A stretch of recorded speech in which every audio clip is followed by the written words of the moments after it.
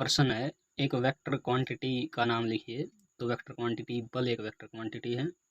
अगला प्रश्न है, सदिश राशियों के उदाहरण। तो संवेग, कोणीय वेग, विस्थापन, वेग, बल, ये सभी सदिश राशियां हैं, यानी वेक्टर क्वांटिटी। अगला प्रश्न है, अदिश राशि के कुछ उदाहरण, जैसे दाब, ऊर्जा, कार्य अदिश राशि के उदाहरण हैं। अगला प्रश्न, दो वेक्टर जिनका मान अलग है तो उनका परिणामी शून्य नहीं होगा। अगला प्रश्न है, त्वरण ज्ञात करने का सही सूत्र कौन सा है। तो त्वरण ज्ञात करने का सही सूत्र है a is equal to v minus u upon में टी।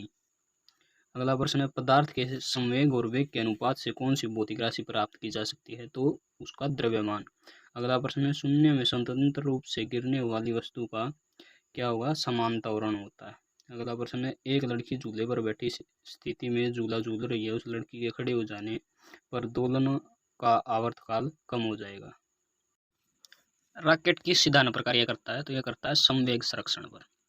अगला प्रश्न है, जल में तैरता न्यूटन की गति के किस नियम का कारण संभव है। तो जल में तैरना न्यूटन के तृतीय नियम के कारण संभव है। अगला प्रश्न, कोई पिंड तब तक विरामावस्था में बना रहेगा जब तक उस पर कोई बाह्य बल कार्य नहीं करता। यह कथन किसका है। तो यह कथन न्यूटन का है।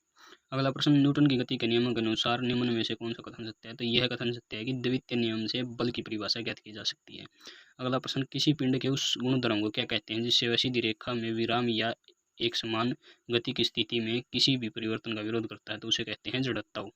अगला प्रश्न, न्यूटन की गति का प्रथम नियम क्या कहलाता है। तो यह जड़त्व का नियम कहलाता है। अगला प्रश्न, गाड़ी खींचता हुआ घोड़ा किस बल के कारण आगे बढ़ता है। उत्तर, पृथ्वी द्वारा घोड़े के पैरों पर आरोपित बल से। अगला प्रश्न है, गतिशील वाहन के अचानक रुकते ही यात्री सामने की ओर क्यों गिर पड़ते हैं। क्योंकि यात्री के शरीर का निचला भाग रुक जाता है लेकिन ऊपरी भाग जड़त्व के कारण गतिशील अवस्था में रहता है। प्रश्न है, घूर्णन करती एक गोल मेज पर अचानक एक लड़का आकर बैठ जाता है तो मेज के कोणीय वेग पर क्या प्रभाव पड़ेगा। तो कोणीय वेग कम हो जाएगा। अगला प्रश्न है, यदि किसी वस्तु का वेग दुगना कर दिया जाए तो संवेग दुगना हो जाएगा और गतिज ऊर्जा 4 गुनी हो जाएगी। अगला प्रश्न है, किसी पिंड के द्रव्यमान तथा भार में क्या अंतर होता है। अंतर होता है क्यों। क्योंकि द्रव्यमान स्थिर रहता है जबकि भार परिवर्तनीय होता है।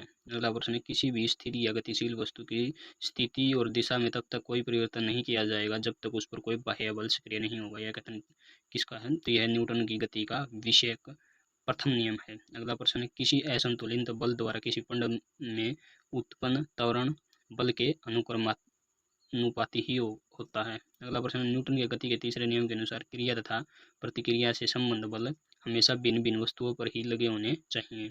अगला प्रश्न है, प्रत्येक क्रिया के बराबर व विपरीत दिशा में प्रतिक्रिया होती है। यह न्यूटन का गति विषयक तृतीय नियम है। बल किसका गुणनफल है। तो यह द्रव्यमान और त्वरण का है। अगला प्रश्न, जब कोई व्यक्ति चंद्रमा पर उतरता है तो उसके शरीर में उपस्थित भार तो घट जाता है लेकिन मात्रा अपरिवर्तित रहती है। अगला प्रश्न, यदि हम भूमध्य रेखा से ध्रुवों की ओर जाएंगे तो जी का मान क्या होगा, बढ़ेगा। अगला प्रश्न, शरीर का वजन कहाँ पर अधिक होता है। तो ध्रुवों पर अधिकतम होता है।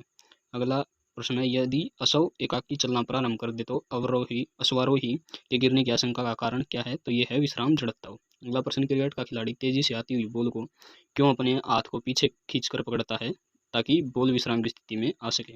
अगला प्रश्न है, एक अंतरिक्ष यात्री पृथ्वी तल की तुलना में चंद्र तल पर अधिक ऊंची छलांग लगा सकता है क्योंकि चंद्र तल पर गुरुत्वाकर्षण बल पृथ्वी की तल की तुलना में अत्याल्प है।